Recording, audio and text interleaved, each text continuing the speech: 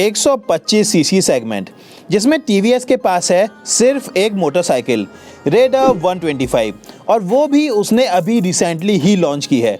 तो क्या टीवीएस अपनी पॉपुलर मोटरसाइकिल अपाचे को एक छोटे इंजन के साथ भारत में लॉन्च करेगी?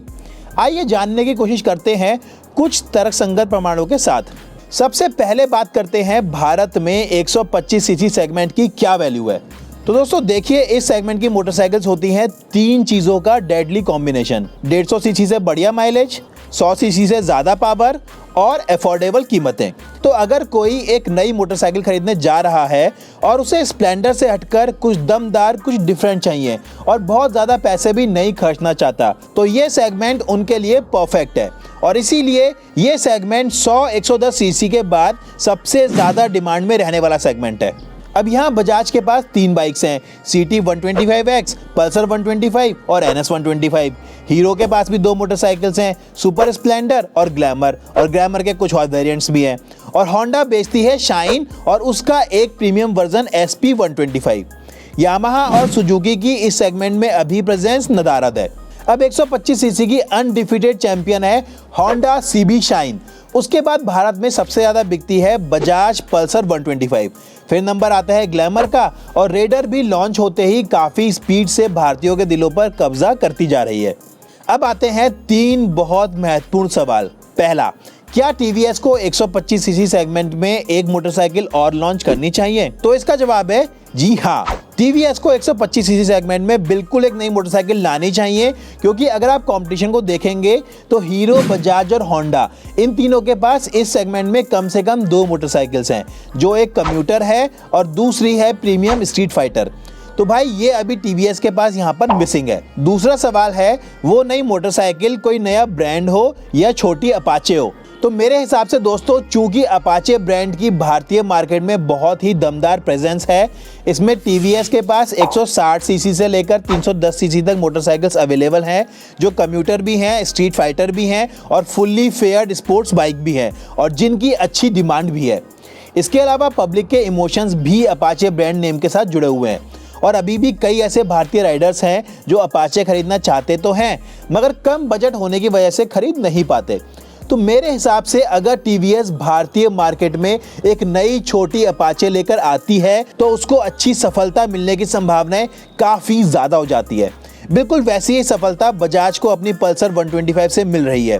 क्योंकि होता क्या है, लोग बाइक के नाम के साथ यार इमोशनली जुड़े हुए होते हैं, और कोई नया प्रोडक्ट जब मार्केट में लॉन्च होता है तो उसके साथ वो अटैचमेंट बनने में काफ़ी समय लग जाता है। अच्छा, अब टीवीएस को अपाचे 125 लॉन्च करना ज़्यादा मुश्किल भी नहीं होगा, क्योंकि उसके पास 125 सीसी में तीन इंजन्स अवेलेबल हैं। पहला 124.8 सीसी में 53.5 × 55.5 मिलीमीटर बोर स्ट्रोक रेशियो वाला 3 वॉल्व अंडरस्क्वायर इंजन, जो रेडर और एंटॉर्क में आता है। दूसरा यही सेम इंजन 2 वॉल्व में जुपिटर 125 में आता है। और तीसरा इंजन इनके पास है 124.5 cc 57 × 48.8 millimetre bore stroke ratio का ओवर स्क्वायर इंजन, जो आता है sports commuter TVS Striker, ADV ZT 125 और फैमिली कम्यूटर HLX 125 में। चौंकिए मत, ये तीनों बाइक्स टीवीएस भारत में ही बनाती है, बस ये भारतीय मार्केट के लिए अवेलेबल नहीं है, केवल एक्सपोर्ट होती हैं। अब इंजन के बाद इनके पास अपाचे की बॉडी भी है। बस बॉडी और कोई एक इंजन को उठाना है, मिक्स एंड मैच करना है, थोड़े बहुत एडजस्टमेंट्स करने हैं और भारतीय मार्केट में लॉन्च कर देना है। अब नया प्रोडक्ट लॉन्च करते समय कंपनी के पास एक बहुत बड़ी सिरदर्दी होती है प्रोडक्शन कैपेसिटी की। तो भाई इस चीज़ के लिए टीवीएस को बिल्कुल भी टेंशन नहीं लेनी, क्योंकि इनके पास हैं चार प्लांट्स, वो किस दिन काम आएंगे। अब आता है तीसरा बहुत ही ज़्यादा महत्वपूर्ण सवाल, अपाचे 125 किस बॉडी स्टाइल में लॉन्च होनी चाहिए? तो मेरे विचार में इसे कंप्यूटर सेगमेंट में तो आना ही चाहिए, मगर उसकी कीमत कम होनी चाहिए, क्योंकि इस सेगमेंट की सबसे महंगी मोटरसाइकिल है स्ट्रीट फाइटर NS 125 और दूसरे नंबर पर है इनकी रेडर। तो भैया टीवीएस अगर प्राइस सेंसिटिव भारतीय मार्केट में कीमतें बढ़ाते रहोगे तो भाई बहुत मुश्किल हो जाएगा नंबर्स अचीव करना।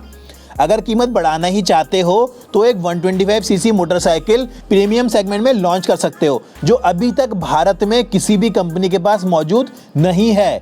या तो फुल्ली फेयर्ड स्पोर्ट्स अपाचे 125, जो यामा के पास ऑलरेडी आती है R125, मगर वो भी उसे भारत में लाने की हिम्मत नहीं कर पा रही है, या फिर उसे लॉन्च करो 125 सीसी ADV के रूप में। अगर आप ये हिम्मत दिखाओगे तो आपको फर्स्ट मूवर का एडवांटेज तो बिल्कुल मिलने वाला है। और ध्यान रखना, पेट्रोल मोटरसाइकिल्स की उम्र अब बहुत ज़्यादा लंबी नहीं बची है, क्योंकि हर जगह इलेक्ट्रिक हो रहा है।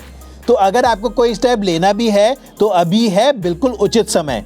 और एडीवी या फेयर्ड स्पोर्ट कम्यूटर अपाचे 125 के अलावा होनी चाहिए। तो भाई टीवीएस कम्यूटर तो कंपलसरी है लॉन्च करना। तो दोस्तों, आपको क्या लगता है, क्या अपाचे 125 भारत में आनी चाहिए? अगर हाँ तो किस सेगमेंट में?